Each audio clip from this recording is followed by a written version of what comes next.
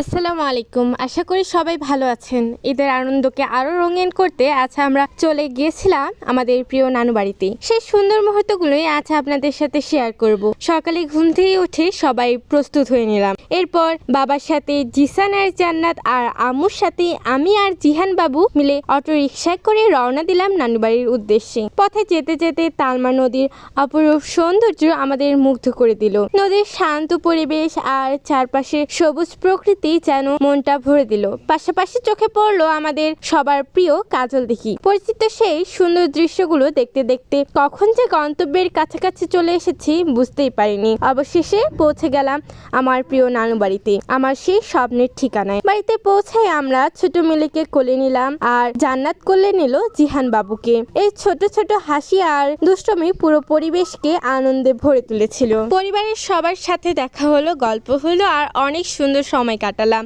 এরপর সবাই মিলে একসাথে খাওয়া দাওয়া করলাম। ঈদের দিনের সেই পারিবারিক আয়োজন আর একসাথে বসে খাবার খাওয়ার আনন্দ সত্যি অন্যরকম।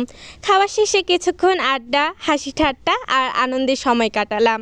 দেখতে দেখতে দিনটি শেষ হয়ে এলো। পরিবারের সবার ভালোবাসা, আন্তরিকতা আর একসাথে কাটানো মুহূর্তগুলো হৃদয়ের স্মৃতি হয়ে যাবে। আর দিনের শেষে সবচেয়ে মজার দৃশ্য ছিল তখন মামা আর মিলে একসাথে একই চিজ মুখে নিয়ে খাওয়ার চেষ্টা করছিল।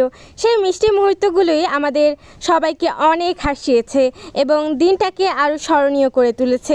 ভিডিওটি যদি আপনাদের ভালো লাগে তাহলে অবশ্যই একটি লাইক, কমেন্ট এবং শেয়ার করে দেবেন। আল্লাহ হাফেজ।